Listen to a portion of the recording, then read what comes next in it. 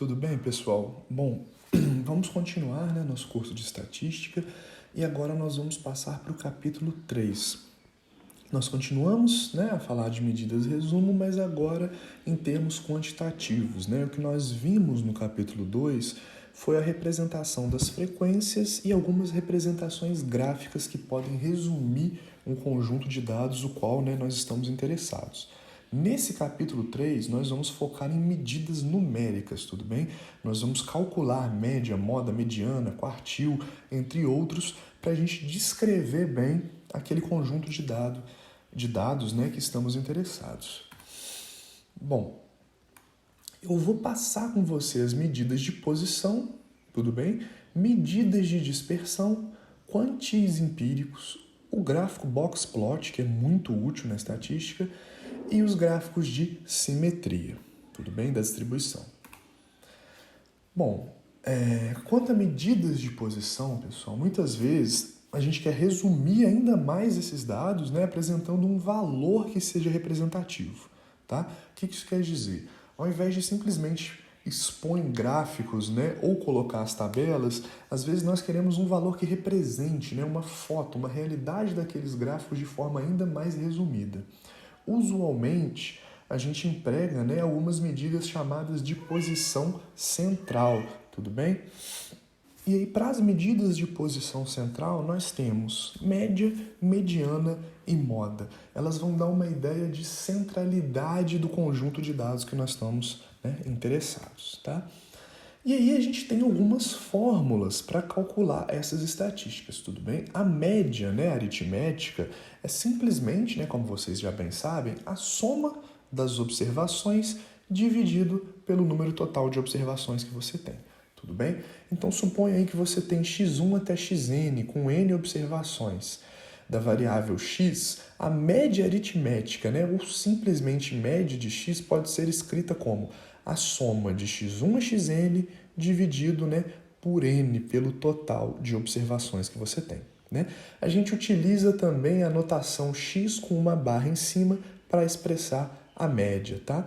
E óbvio, esse somatório aqui ele pode ser resumido de forma mais elegante com o símbolo do somatório, 1 sobre n para fora, xi, que vai de 1 até n.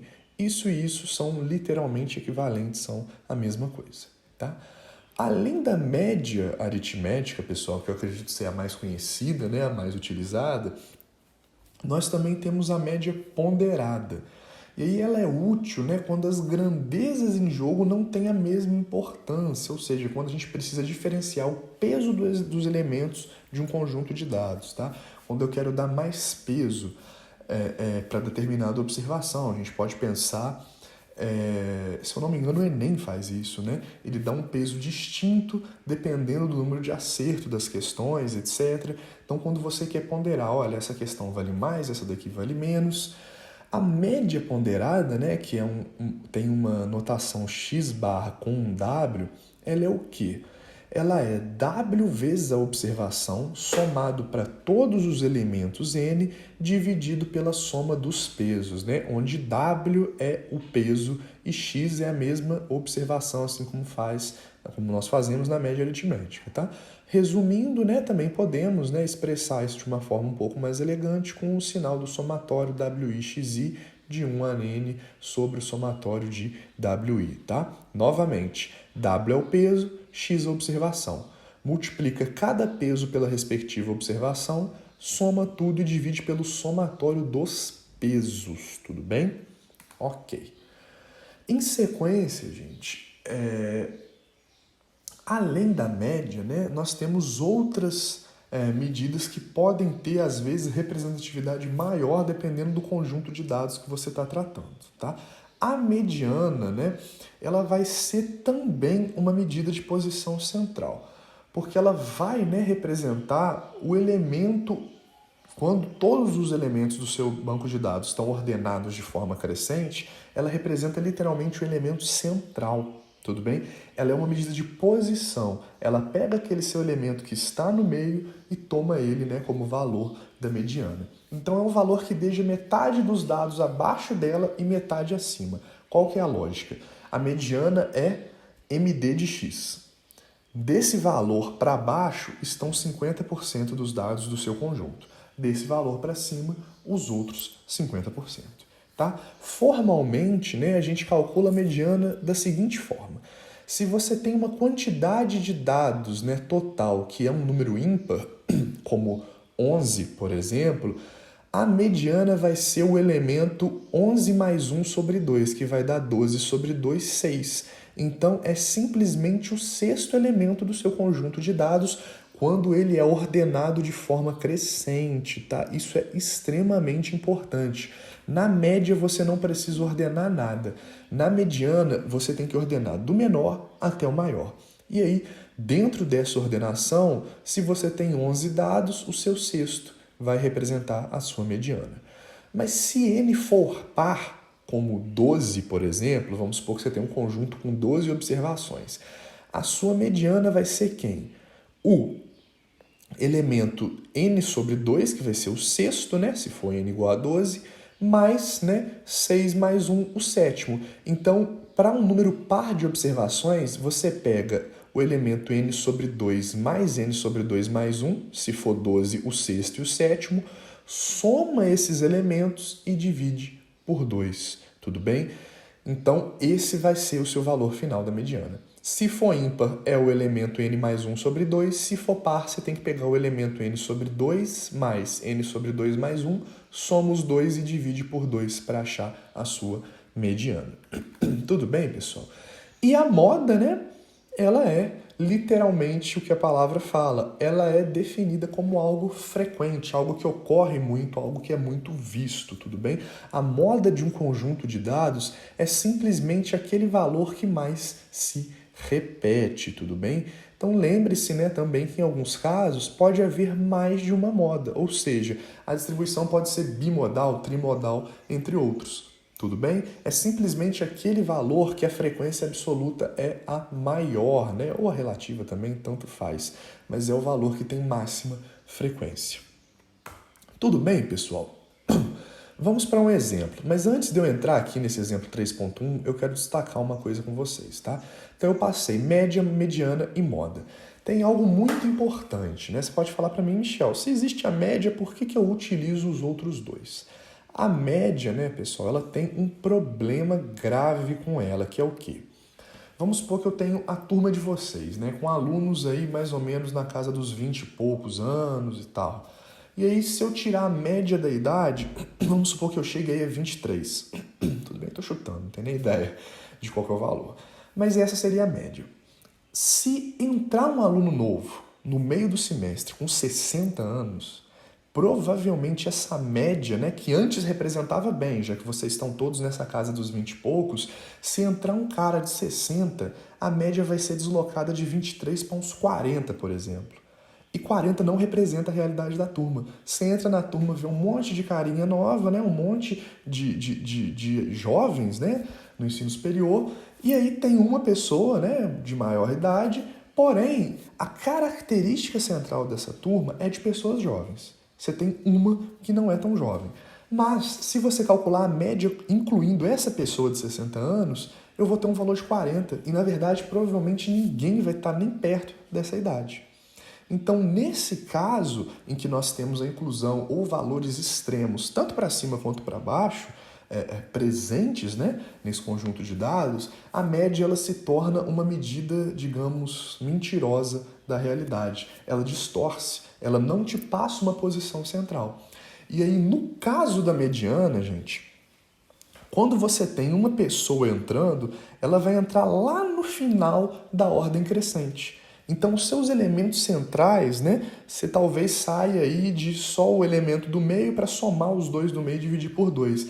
Mas a sua mediana ela não vai mudar muito. Essa que é a grande questão. A mediana ela é pouco sensível à inclusão de elementos extremos, né, muito altos ou muito baixos. Já a média ela é distorcida completamente. Tudo bem? Essa é a importância de vocês saberem que em alguns casos, né, principalmente quando nós temos valores extremos, a mediana é uma representação mais honesta da posição central.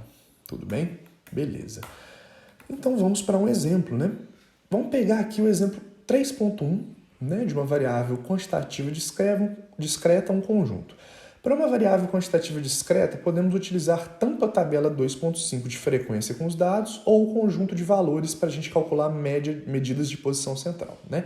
Considere aí um conjunto de dados que tem 0, 0, 0, 0, 4, 5, 6, 7, 8, 9, 10, 11, 12, 13, 14, 15, 16, 17, 18, 19, 20 dados, tudo bem?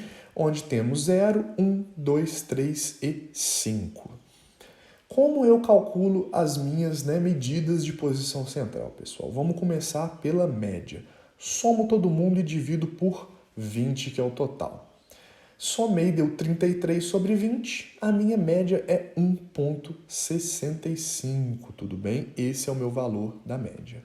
A mediana, como eu falei para vocês, depende se o número é par ou ímpar. Como o número aqui 20 é par, o que eu vou pegar? Eu vou pegar o 10º elemento, somar com o 11º e dividir por 2. Eu vou ter 2 mais 2 sobre 2 é 2. Então, a minha mediana é o valor 2.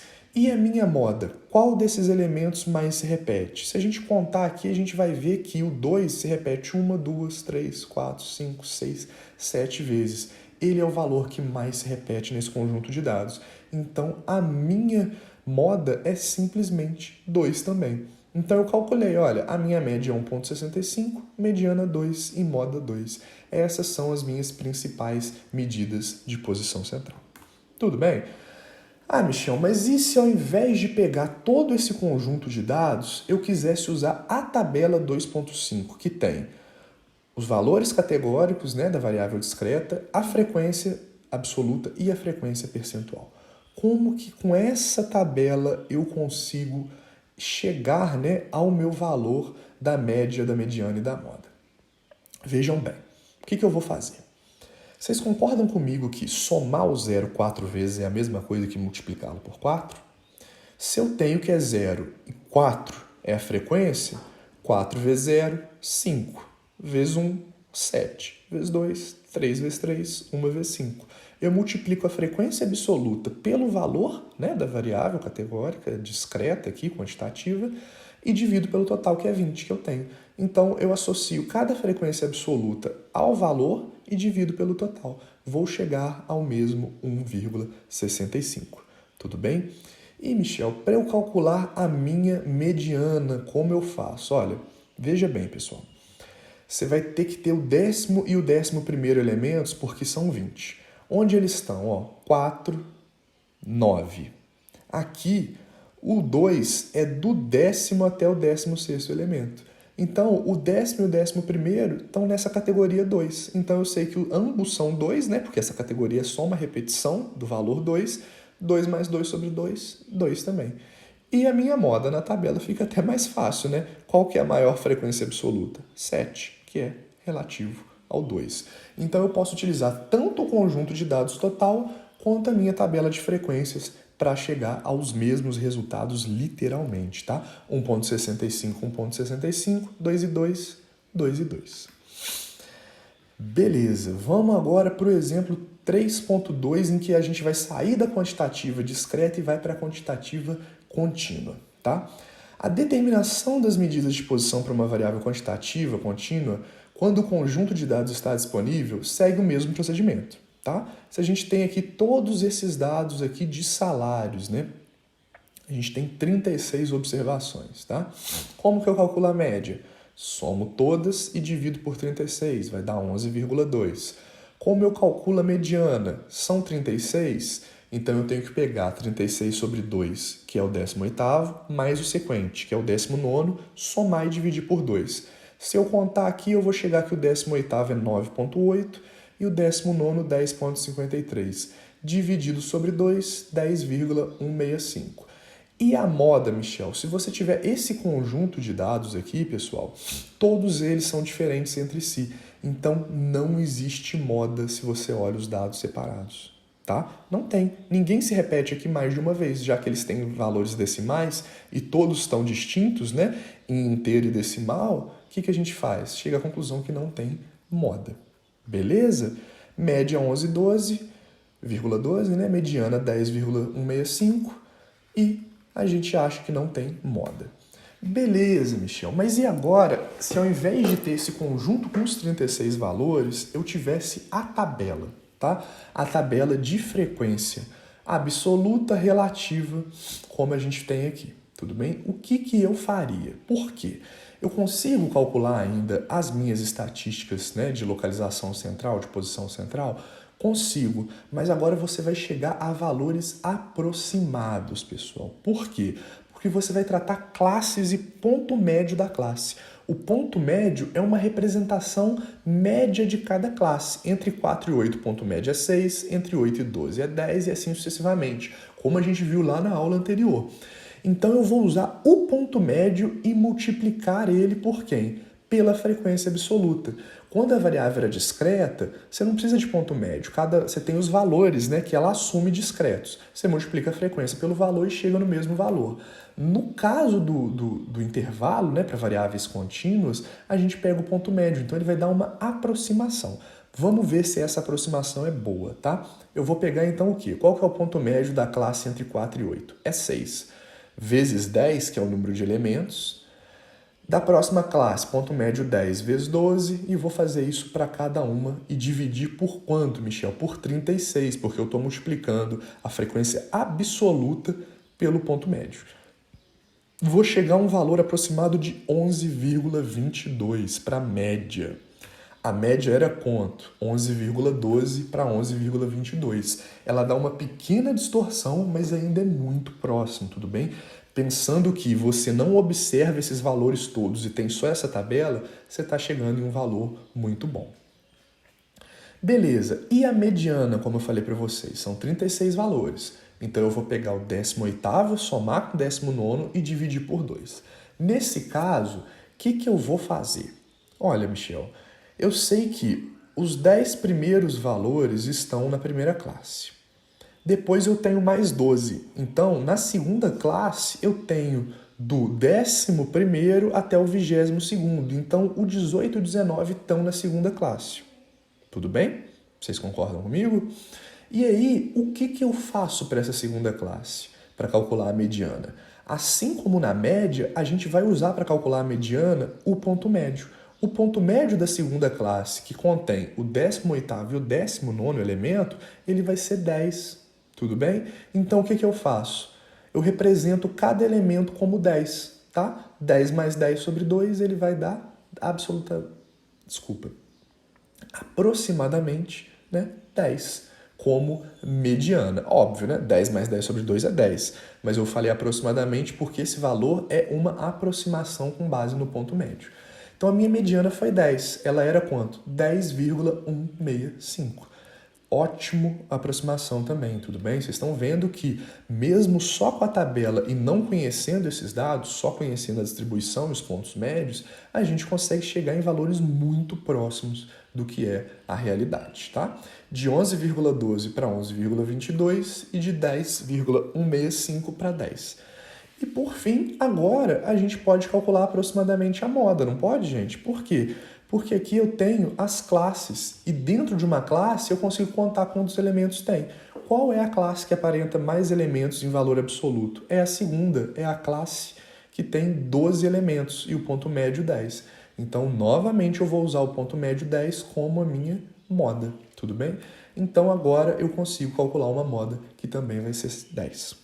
Beleza, pessoal? Então, no caso da contínua em que a gente apresenta classes para aquele elemento, para aquela variável salário que a gente está analisando, nós também conseguimos calcular média, mediana e moda só olhando a tabela, sem precisar dos dados, tá? Uma coisa similar do que foi feita na discreta. Mas lembrem-se, na discreta a gente chega nos mesmos valores exatos. Na contínua, como é um resumo em classes, a gente chega a valores muito próximos daqueles valores reais. Beleza, pessoal? Ok. Então, vimos as nossas medidas de posição central, que são média, mediana e moda. Vamos passar agora, num segundo momento, para as medidas de dispersão, tudo bem? Que são medidas, né, de amplitude e distribuição, né, em relação ao domínio daqueles dados, né? A gente pensa em dispersão, como esses dados estão expostos, né, no plano. Vamos fazer o seguinte aqui, né? O resumo de um conjunto de dados por uma única medida representativa de posição central, como a gente viu até agora, né? Média, mediana e moda, ele vai esconder toda a informação sobre variabilidade desse conjunto, tá? E a gente pode estar tentado a chegar a conclusões erradas, igualando, né, determinados conjuntos que na verdade são muito distintos. Por exemplo, suponhamos que 5 grupos de alunos submeteram-se a um teste, obtendo as seguintes notas, tá? O grupo A tem 1, 2, 3, 4, 5. O grupo B também, C, D, I, né? O D tem 4 e o E tem 5 também. E aí a gente tem que, no grupo A, as notas são 3, 4, 5, 6, 7. No grupo B, 1, 3, 5, 7, 9. Vocês estão vendo que as notas diferem de grupo para grupo. Tudo bem? A identificação dos grupos por sua média, se eu calculasse a média de todos os grupos, eu teria a mesma, 5 em todos os casos. E são grupos bem distintos, tudo bem? E no caso, eu teria a mesma média, que não informa nada sobre a variabilidade, sobre a heterogeneidade daquele grupo. Então, a conveniência, né, de serem criadas medidas que sumarizem também a variabilidade ou a heterogeneidade presente naquele grupo, ela vai nos permitir comparar esses grupos distintos, tá? Pense, por exemplo, se 2 ações apresentam o mesmo retorno médio ao longo de um ano, como que você escolhe qual você prefere? Você poderia falar comigo assim, Michel, não, tanto faz. Não, não é tanto faz. Depende da variabilidade dela. Se elas dão o mesmo retorno médio, você quer aquela que oscila menos. Por quê? Porque ela tem um risco menor. Tudo bem? A variabilidade dela é menor. Então, um critério frequentemente usado para esse fim é aquele que mede a dispersão dos dados em torno da média.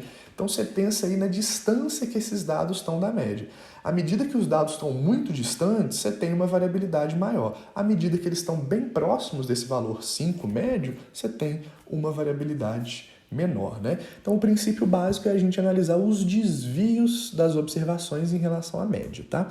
E aí, notem, vou comparar, né, só para vocês terem noção, o grupo C com o grupo B. Todo mundo do grupo C tirou 5, então tá bem homogêneo. Mas no grupo B, você tem um carinha, né, que tirou 1 e um outro fulaninho, né, que tirou 9. Então, existe uma dispersão aqui em torno da média, tá? Esse cara tirou 3 e esse 7, mas você tem 1 e 9. Então, existe uma variabilidade grande, enquanto no grupo C todos estão, né, equilibrados. Essa que é a grande questão. Esse grupo B é muito heterogêneo e o grupo C não é. Como que a gente vai, né, calcular, então, essa medida em relação à média? A gente vai fazer majoritariamente a diferença, né, do valor em relação à média e vamos somar esses desvios, tá? Note uma pequena questão, pessoal. A gente não pode simplesmente fazer cada observação menos a média e somar, por quê? Se você fizer essa operação que está nessa primeira linha aqui, sempre vai dar 0 matematicamente. Olhem aqui essa nota de rodapé que eu pus.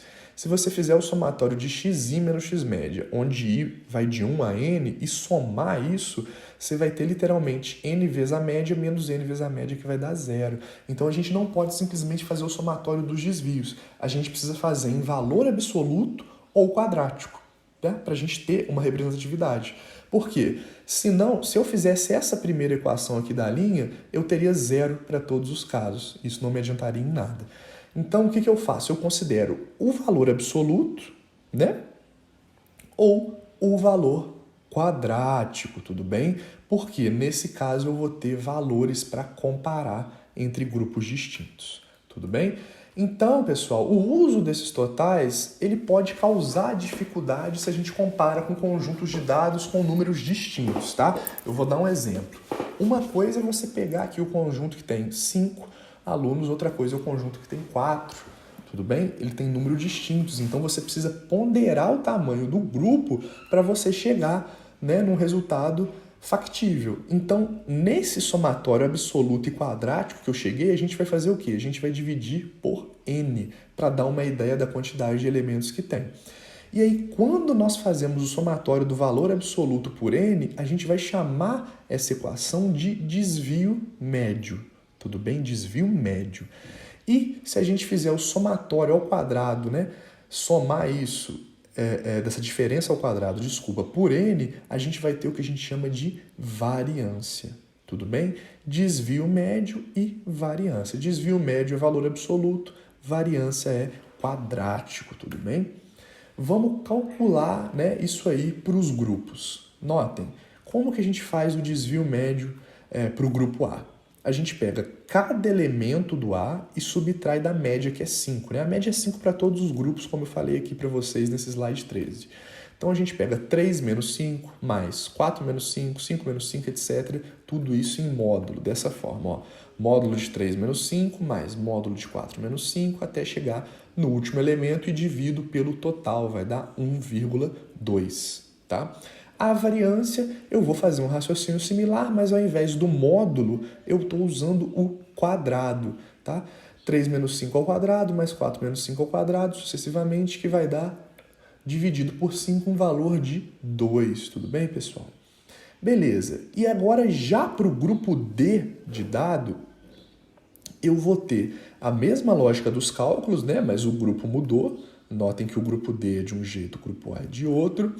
E eu vou chegar aqui que o desvio médio para o grupo D é 1 e a variância é 2. Então, a gente pode dizer que, segundo o desvio médio, o grupo D é mais homogêneo do que o grupo A. Tudo bem? Enquanto ambos são igualmente homogêneos, segundo a variância. Tá? O desvio médio está me dizendo que, olha, a volatilidade de notas é maior no grupo A. Beleza, pessoal? Ok. Então, sendo a variância uma medida de dispersão igual ao quadrado da dimensão desses dados, né? Por exemplo, se os dados são expressos em centímetro, a variância é centímetro quadrado, isso pode causar problema para interpretar. Tudo bem? Então, a gente costuma usar o desvio padrão, que é definido como a raiz da variância. Então, notem uma grande diferença aqui, por favor. Desvio médio é uma coisa, desvio padrão é outra. Tá? Desvio médio é o somatório do módulo do desvio sobre n.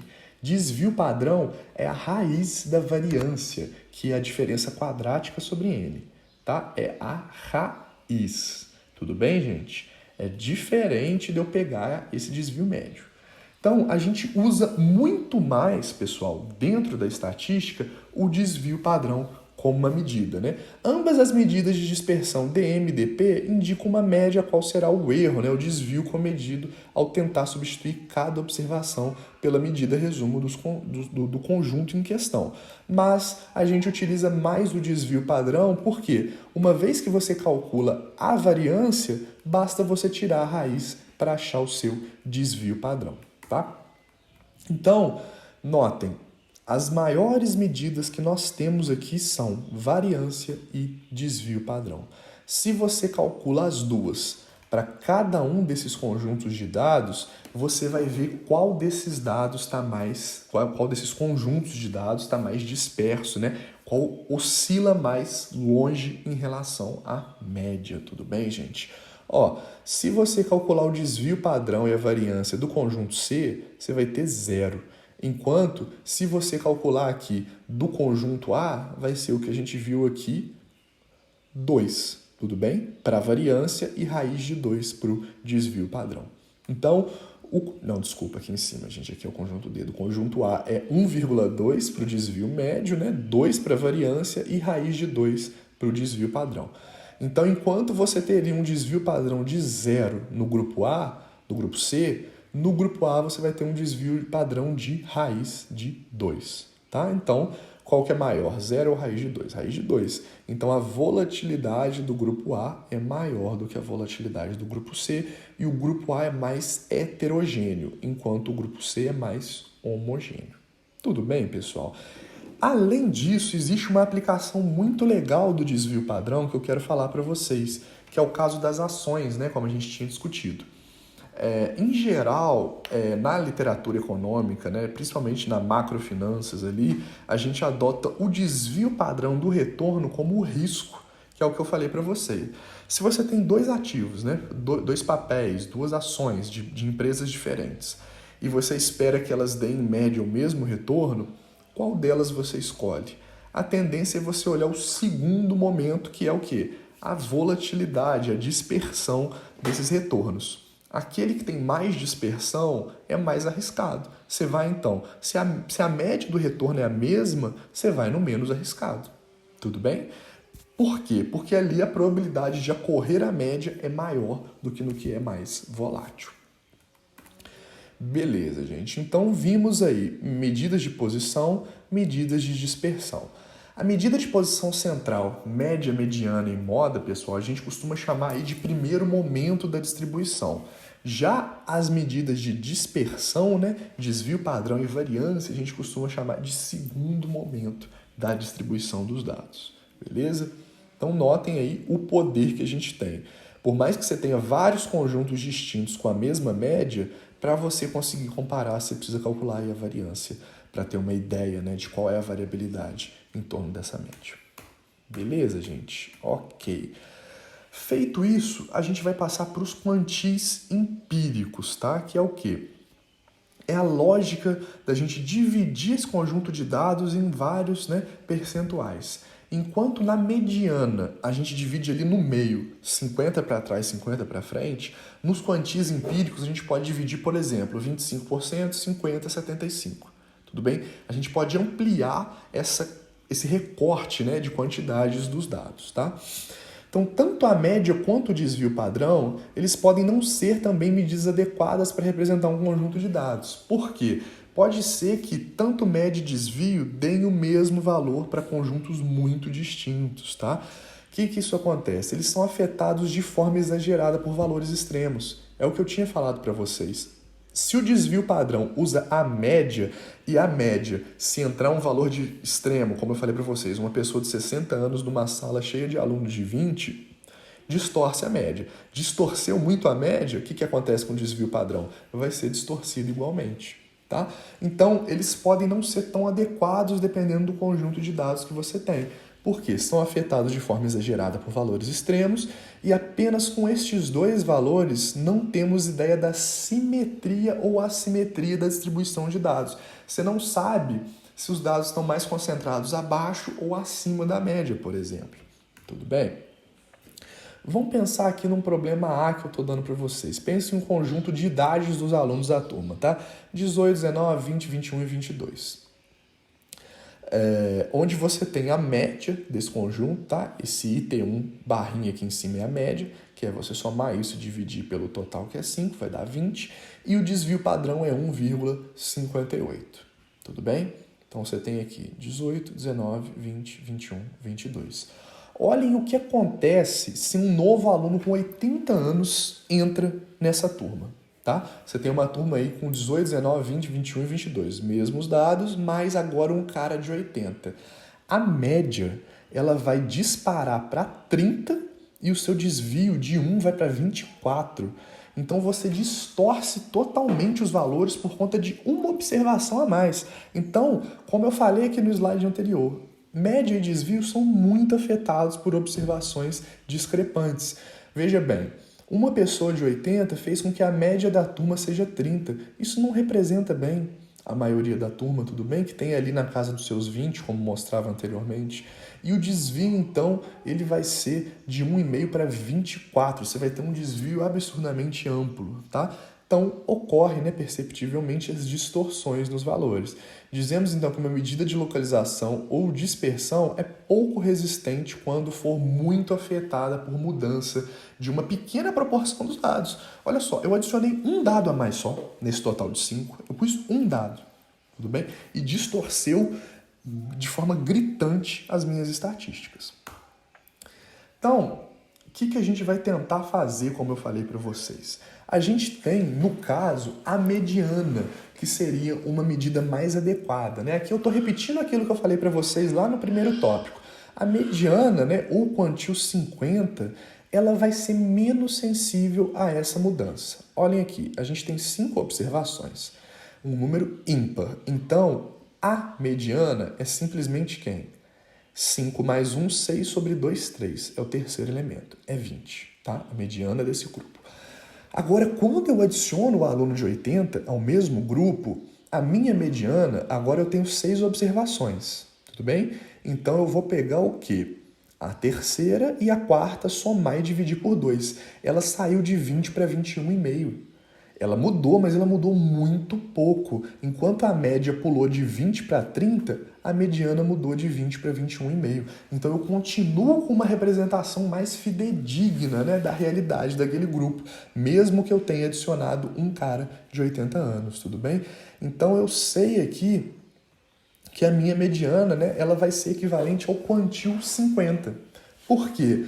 A gente vai ver a seguir, né, que o quantil 50 é a mediana. Ele é a posição central, que abaixo a gente tem cerca de 50% dos dados e acima também, tá bom? Ok.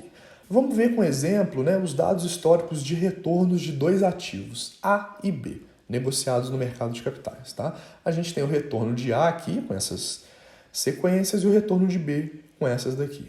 Suas respectivas estatísticas são média 0 e desvio 1, tanto para A quanto para B. É o problema, novamente, que eu dei como exemplo para vocês. O que a gente faz aqui? Esses são ativos distintos, tudo bem? Empresa A e empresa B. Ambos têm a mesma média e o mesmo desvio. Qual que você escolheria? Tudo bem? Eu te pergunto, qual que você investiria com essas estatísticas? Você não sabe, você está perdido. Você está aí num escuro, num breu total. Mas, se a gente, né, plotar a distribuição desses dados, né, usando aqui um histograma, né, e uma linha aqui para pegar os pontos médios, qual que você escolheria agora, pessoal? Ó, a média é 0 e o desvio é 1. A média está mais ou menos aqui, né, no 0 e aqui também. Nesse caso do retorno A, a altura maior dos retângulos, né, e aqui dessa curva, ela está concentrada antes da média. Então, a probabilidade de você ter retornos baixos aqui é grande. Já no ativo B, a cauda superior, né, a frequência alta, ela está concentrada aqui depois da média. Olha aqui. A curva, ela aumenta aqui, o volume é onde tem o retângulo mais alto.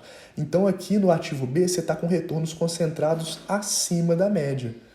Compreendem? Então, mesmo que aparentemente você tenha a mesma média e o desvio, obviamente você tem que escolher o ativo B, porque a probabilidade de você ganhar acima da média é maior nele.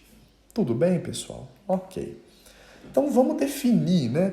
Agora, o quantil, para a gente poder aplicar isso diretamente nos exemplos que eu estou falando para vocês.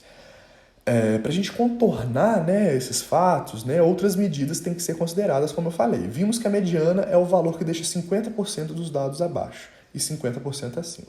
De forma similar, a gente vai definir o quantil de ordem P, ou P quantil, indicado por Q barra P, né? Q de quantil, entre aspas, o P, que é o valor que você está trabalhando, onde esse P é uma proporção entre 0 e 1, tudo bem? E é o valor tal que 100 vezes P percentual das observações ordenadas de forma crescente, tá? Novamente, assim como para calcular a mediana você precisa ordenar todo mundo de forma crescente, para calcular o quantil você também precisa ordenar de forma crescente. É o valor tal que 100 vezes P% das observações, né, ordenadas de forma crescente, sejam menores do que esse QP que você está indicando. Tudo bem? Vamos pegar aqui um exemplo para vocês terem noção. Existem algumas pequenas variações dentro da nomenclatura. Se o intervalo é de 25 em 25, tá? Porque aqui eu estou generalizando para P. P podia ser 1%, 10, 15, 20, 25, 30, depende aí o que você está querendo considerar. Se o intervalo é 25, a gente troca um pouquinho o nome de quantil para quartil, que dá a ideia de quarto, né? Primeiro quarto, segundo quarto, terceiro quarto. De 10, o nome ao invés de ser quantil vai ser decil, de décimo. E de 1%, percentil, né, do centésimo, tudo bem? Então notem o que eu falei para vocês, é QP, onde P é a percentual aí, né? Ou a proporção que você está analisando entre 0 e 1. Se é 0,25, né, se é o quantil 25%, é Q, abre parênteses, 0,25 fecha. 50 a mesma coisa, 75 você faz a mesma coisa, tá? Vamos agora então para um exercício numérico para a gente fixar. Suponha que a gente tem os seguintes valores da variável x: 15, 5, 3, 8, 10, 2, 7, 11 e 12. Se a gente ordenar, antes de mais nada, né, ordenamos eles de forma crescente. Então, você começa com o menor, 2, tá? Que estava aqui, 3, 5, 7, 8 até o 15. Se a gente usar a definição de mediana, né, ou o segundo quartil, qual que seria, né, a nossa, como que a gente calcularia isso? Ó, a gente tem 1, 2, 3, 4, 5, 6, 7, 8, 9 valores. Tudo bem? 9 é o quê? É um número ímpar. 9 mais 1, 10 sobre 2, 5. Então, a mediana ou o segundo quartil, ele é o quinto elemento. 1, 2, 3, 4, 5 na ordenação. 8 é o meu elemento. Tudo bem? 8 é o valor que eu tenho para a mediana ou o segundo quartil. Tudo bem? Mas e no caso do quartil 25 e 75? Tá? Se eu quisesse fazer agora o primeiro quartil e o terceiro. Óbvio, né? O segundo todo mundo já sabe porque é a mediana, então é fácil de você calcular. Mas e o primeiro e o terceiro? Aí a gente tem uma fórmula, né? Com algumas, um método exclusivo para encontrar a posição de elementos. Eu vou passar para vocês a posição do quartil, mas notem que com algumas pequenas mudanças que estão no livro, ela pode ser adaptada para generalizar para decil e percentil. Basta mudar algumas coisas aqui nela. Eu vou fazer o quartil porque é o mais importante, o mais direto que a gente costuma analisar, tá? Para um quartil de interesse, se o número de observações é ímpar, você vai fazer i sobre 4 vezes n mais 1. Tudo bem? Já se, onde i, pessoal, é o quartil de interesse. Se o número n de observações é par, você vai fazer i vezes n mais 2 sobre 4. Tudo bem? Vamos aplicar para o nosso conjunto anterior aqui, tá? Eu tenho aqui o primeiro quartil e eu tenho que n é ímpar. Então, eu vou fazer 1 sobre 4 vezes n mais 1, que vai dar 10. 1 sobre 4, n mais 1, 10, eu vou ter 2,5. Então, o meu primeiro quartil é 2,5. Ah, me chama, não está entendendo. O 2,5 ele não está aqui nesses valores, mas não precisa estar. Tudo bem? A ideia é que ele represente uma posição e não um valor exclusivamente, porque a mediana, quando é ímpar, a gente acha o valor, mas se fosse par, ia ser a soma de 2 dividido por 2, que não é necessariamente um elemento do conjunto. Tá? Então, média, mediana, essas estatísticas que a gente está calculando, pessoal, elas não precisam ser necessariamente iguais a algum elemento que está nesse conjunto. Tudo bem? Ela só é um valor de localização. Tá? Então, o meu primeiro quartil vai ser 2,5. O segundo quartil, ele seria quanto? 2 sobre 4 vezes 9 mais 1, né? Que vai dar esse valor 5. E o terceiro quartil, ele seria 3 sobre 4 vezes 9 mais 1, que vai dar 7,5, tá? Então, o que acontece, pessoal? Aqui, né, eu estou localizando a posição do elemento, tudo bem? 2,5, tá? A posição, se ela resultar em um número inteiro, né, como o 5 aqui, é muito simples, tudo bem? A gente vê, ó, o segundo quartil é o quinto elemento. 1, 2, 3, 4, 5. Tudo bem? É o número 8. O primeiro quartil ele é 2,5. Tudo bem? Então, no caso em que a gente tem um número fracionado, a gente indica que vai precisar verificar a média dos inteiros mais próximos. Se é 2,5, a gente vai pegar quem? O segundo e o terceiro e dividir por 2, tá? Segundo é 3, o terceiro é 5. 3 mais 5 dividido por 2 vai dar quanto, gente? 8 sobre 2, 4. É o que eu falei para vocês. Não precisa ser um número que está aqui necessariamente. Tudo bem? É um número que está representando, tá? Eu falei anteriormente só para a gente lembrar disso bem. Mas aqui eu repito, não tem que ser um desses números que estão aqui. Basta que seja, né, um valor calculado com base nas posições dos elementos que estão mais próximos desse valor quebrado. Tudo bem? Aqui, o segundo é o quinto elemento, a gente vai diretamente no 8. E o terceiro a gente vai achar 7,5. Então eu vou pegar o sétimo, o oitavo, somar e dividir por 2. 11 mais 12 sobre 2 vai dar 11,5. Notem também que não é um valor que está aqui, é um valor que está mais ou menos aqui nesse meio, tudo bem? Então eu pego 11 mais 12 sobre 2 e vou achar 11,5 como o terceiro quartil. O que isso quer dizer então, pessoal? Olha, eu tenho um conjunto de dados 2, 3, 5, 7, 8, 10, 11, 12 e 15. O primeiro quartil vai ser 4, que está entre o 3 e o 5. Eu estou adicionando essa posição aqui, tá? O segundo quartil vai ser 8, que é o próprio elemento do conjunto. E o terceiro quartil vai ser quanto? 11,5, que vai estar entre o 11 e o 12, que eu vou adicionar aqui. Os valores que eu estou adicionando e que não estavam presentes nesse conjunto de dados, eu estou pondo entre parênteses.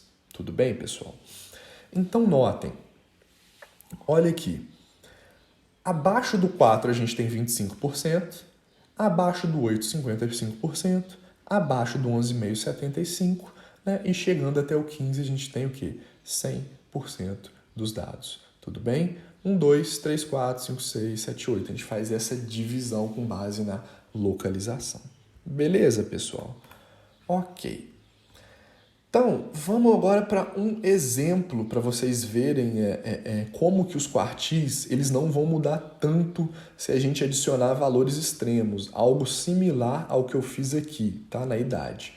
Mas vamos supor que agora, nesse conjunto aqui de observações, eu adicione um valor 67 lá no final, tá? Um último valor. Então, eu passo de N9 é igual a 10 e eu adicionei 67. Vamos lá, fórmula para calcular o primeiro quartil vai ser o terceiro elemento, segundo quartil 5,5 e o terceiro, né, aqui foi um erro de digitação, tem que ter um 3, vai ser o oitavo. Beleza, terceiro elemento. Terceiro elemento, pessoal, desse conjunto de dados. Quem que é? É o 5, vocês concordam? 1, 2, 3. 5,5, o que eu faço? Eu pego o quinto, sexto elemento, somo e divido por 2. 1, 2, 3, 4, 5 e 6. 8 mais 10 sobre 2 deu 9. E o terceiro quartil, ele vai ser o oitavo elemento, que é simplesmente o 12, tá? Que é esse daqui. Novamente eu ponho aqui para vocês, ó. 5 e 12 já estavam e a gente adiciona o 9 aqui, né, entre parênteses. Agora notem, o primeiro quartil ele saiu de 4 e foi para 5. O segundo, ele saiu de 8 e foi para 9. E o terceiro, né, ele saiu de 11,5 e foi para 12. Existem mudanças quando você adiciona o 67, mas não são mudanças gritantes nem extremas, como a gente pode ver, tudo bem? São pequenas mudanças aí para a gente fazer o ajuste. Beleza, agora para dados agrupados, né, que eu mostrei para vocês até agora, se a gente tiver todo o conjunto de dados, né? Mas assim como eu fiz na mediana, na média, eu vou mostrar para vocês. E se a gente, ao invés de ter esses dados discretos para valores inteiros, se a gente tiver agora em dados agrupados, né, em uma tabela? Se os dados estiverem agrupados em classe, a gente pode também obter o quantil usando o histograma, tá? Por exemplo, para obter a mediana, a gente sabe que ela deve corresponder ao valor da abscissa, que divide a área do histograma em duas partes iguais, 50 para cada lado. Como eu falei para vocês, a área, né, ou o percentual de cada classe é a área do retângulo, basta eu dividir aqui para ficar 50% para trás, 50% para frente. Assim, a gente usa argumentos geométricos, né, para podermos encontrar um ponto satisfazendo essas propriedades. Vejamos como proceder, né, através do exemplo da figura, do exemplo da companhia MB, que é dado aqui nessa figura 2.7 abaixo. Tudo bem? Para os dados de salário. A gente tem que localizar, então, o ponto, né, na abscissa que divide o histograma ao meio, tá? Você tem aqui 28, 33, 22, 14 e 3. Eu tenho 100% se eu somar a área de todos esses retângulos. Eu quero dividir para que antes fique 50 e depois também. Essa coluna de 33, eu tenho que dividir ela aqui no 22. Por quê? 22 com 28 é 50, e o que sobrou, 11, 22, 14 e 3, eu vou ter os outros 50. Tudo bem? Então, a área, né, do primeiro retângulo corresponde a 28 do total e os dois primeiros a 61. Se eu dividir aqui essa mediana situada entre 8 e 12, né, eu vou ter 22 para trás, que vai somar com 50. Então, a mediana ela vai corresponder ao valor MD no segundo retângulo, cuja área do retângulo é base 8, né? Desculpa, cuja área do retângulo de base 8 até a mediana tem a mesma altura que o retângulo de base 8 a 12, seja 22%. O que a gente vai fazer então, pessoal?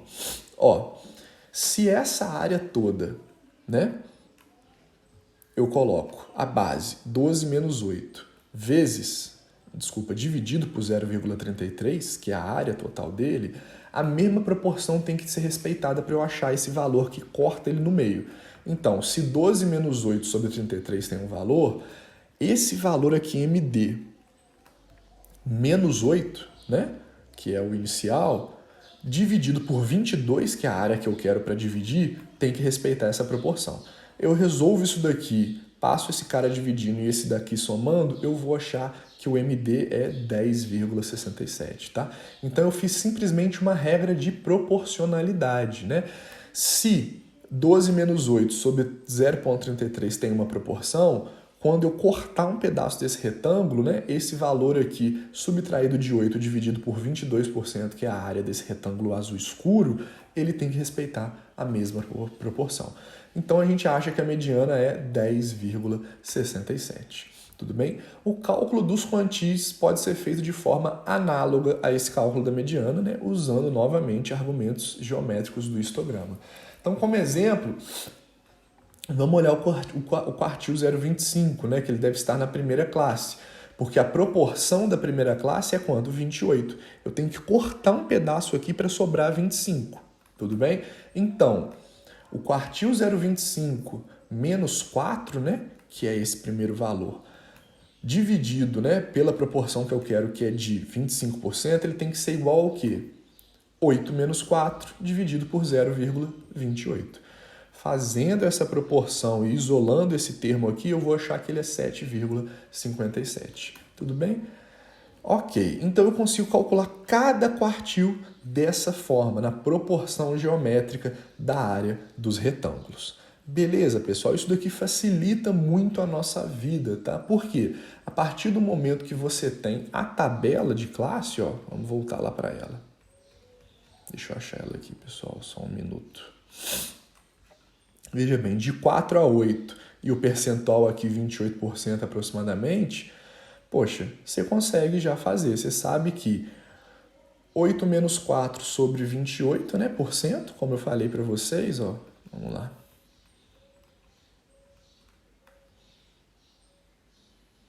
Né? Tá. 8 menos 4 sobre 28%, aqui, 0,28, tem que responder a mesma proporção de quando eu encontro, né, o quartil 0,25 menos 4 sobre os 25% que eu quero. Beleza? E aí vai dar, né, o primeiro quartil, 7,57.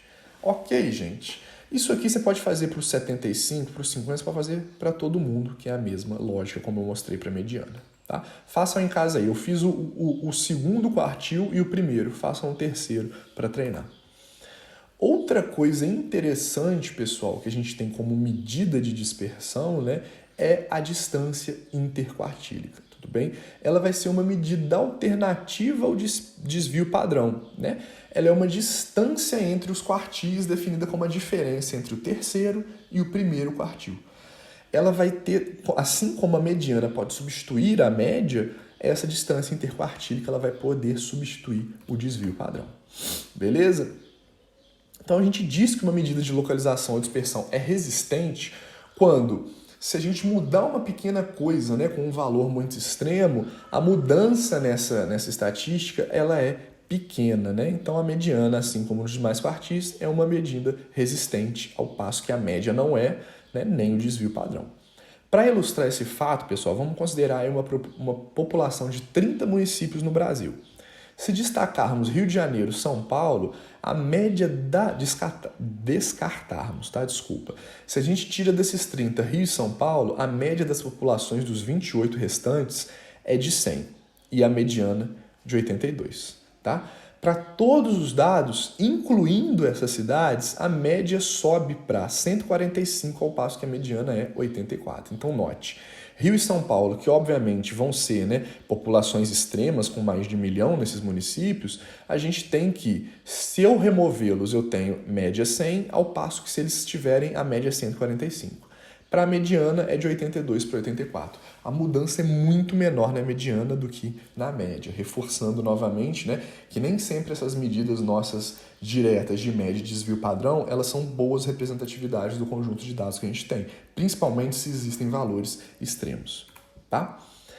Finalmente, né, 5 valores são importantes para se ter uma boa ideia da assimetria da distribuição dos dados, tudo bem? Onde Q1, Q2 e Q3 são os quartis, x1 a gente vai chamar do menor valor do conjunto de dados e xn o maior. Para uma distribuição ser simétrica ou aproximadamente simétrica, pessoal, a gente tem que ter que o segundo quartil menos o menor valor tem que ser aproximadamente igual ao maior valor menos o segundo quartil. Além disso, o segundo quartil menos o primeiro tem que ser aproximadamente igual ao terceiro menos o segundo, e o primeiro quartil menos o menor valor tem que ser aproximadamente igual ao maior valor menos o terceiro quartil. Distância entre mediana e Q1.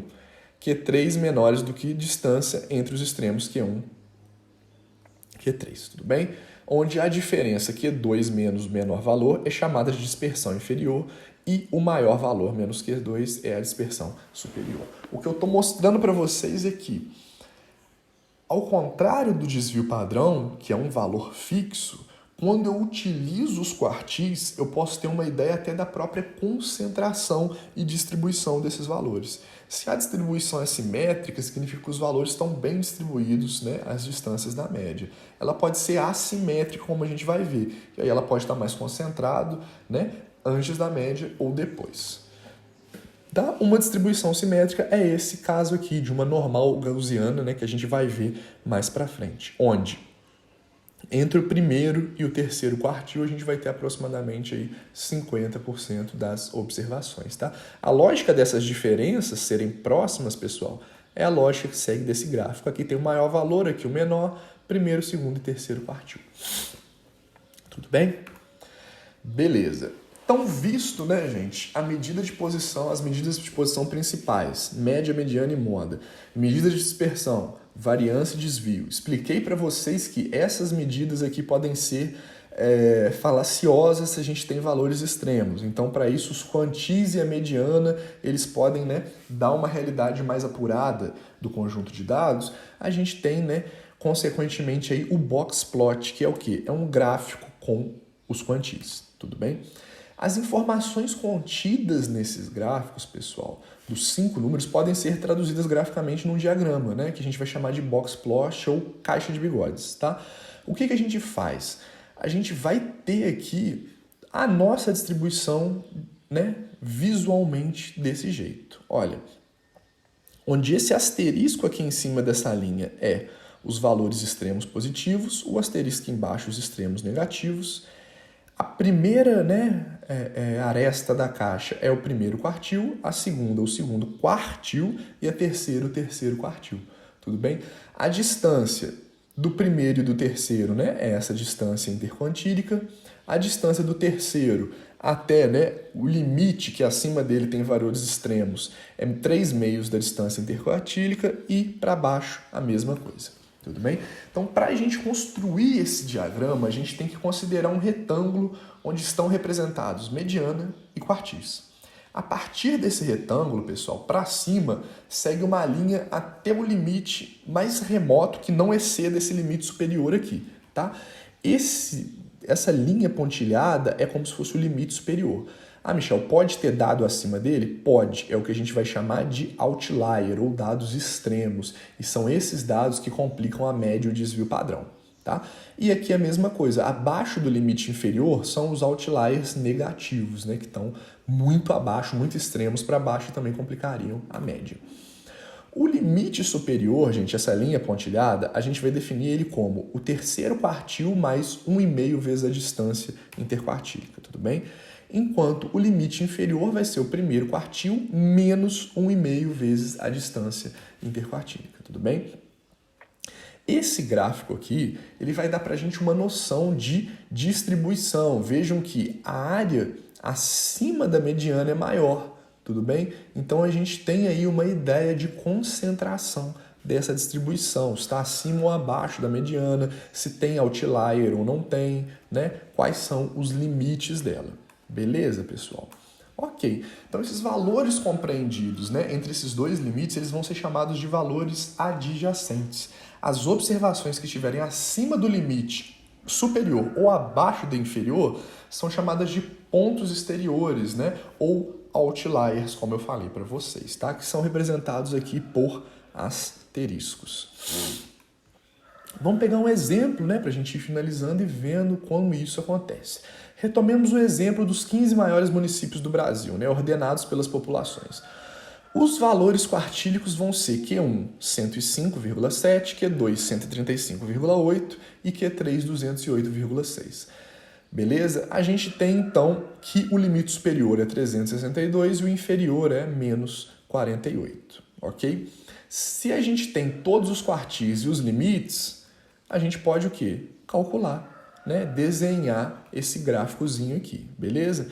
Então a gente vai ver aqui, ó, que aqui é a mediana, né? Essa linha do meio da caixinha, que é próximo mais ou menos aí de 135, tá? Aqui é o primeiro quartil próximo de 105 e o terceiro quartil 208 aqui mais ou menos, tá? Aqui, né, no limite a gente tem 362, uma linha pontilhada aqui, que vocês podem pensar, e aqui embaixo a gente teria, né, menos 48. O que a gente vê aqui, Rio de Janeiro e São Paulo, como a gente já sabia, eles são outliers positivos, tá?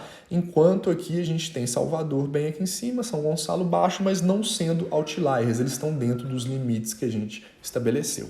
Beleza, pessoal? E vemos aqui, né, que existe uma concentração aqui acima, né, da mediana. Por fim, gente, eu quero passar para vocês ainda uma terceira medida, só que agora no caso da simetria. Por quê? Nós vimos como calcular medida central, dispersão e localização dessa distribuição. Agora eu quero passar para vocês algo relativo à simetria. Eu mostrei para vocês que se for simétrico, a gente tem mais ou menos 50% das observações entre o primeiro e o terceiro quartil. Mas e nos casos de serem assimétricas, tudo bem? A gente vai utilizar, pessoal, o chamado coeficiente de Pearson, tudo bem? Como medida de assimetria. Ele vai ser basicamente 3 vezes média menos a moda de x dividido pelo desvio padrão de x, tá? E aí a gente vai ter o seguinte, um valor negativo para esse coeficiente de Pearson, ele indica que a cauda do lado esquerdo é maior que a do lado direito. E aí a gente tem, então, o quê? Uma assimetria à direita, tá? Concentrada em valores baixos. Um valor positivo, né, para a assimetria do coeficiente de Pearson indica que a cauda do lado direito é maior do que a do lado esquerdo. Então a gente tem uma assimetria à esquerda. Notem que a assimetria está associada aonde a cauda é curtinha, tudo bem? Se ela tá gordinha à direita, ela é à esquerda. Se ela tá gordinha à esquerda, ela é à direita. E por fim, se esse coeficiente aqui der zero, quando média e mediana forem iguais, a gente tem uma distribuição simétrica, né? Em que se você dividir ela aqui no valor central, ela é meio a meio. Aqui tem 50, aqui também. Ao contrário da assimétrica, né? Que se você dividir pela média, né? Você não vai ter proporções iguais. Tudo bem, pessoal? Então esse coeficiente aqui também é muito importante para a gente ter noção principalmente da distribuição desses dados. Um exemplo, eu falei para vocês do retorno de ativos. Média 0 e desvio 1 nos dois. Qual que eu escolho? Eu vou querer escolher aquele que tem assimetria à esquerda. Por quê? Porque ele está concentrado em valores, né, maiores da sua distribuição. Então a possibilidade de ganhar mais aqui do que a média é maior. Enquanto a assimetria à direita, ele vai estar considerado em valores baixos. Tá? Então eu vou querer esse daqui. Beleza, gente? Então era isso, né? Esse nosso capítulo 3, né, do Moretti Bussab, Estatística Básica, essa aula 3 de medidas e resumo.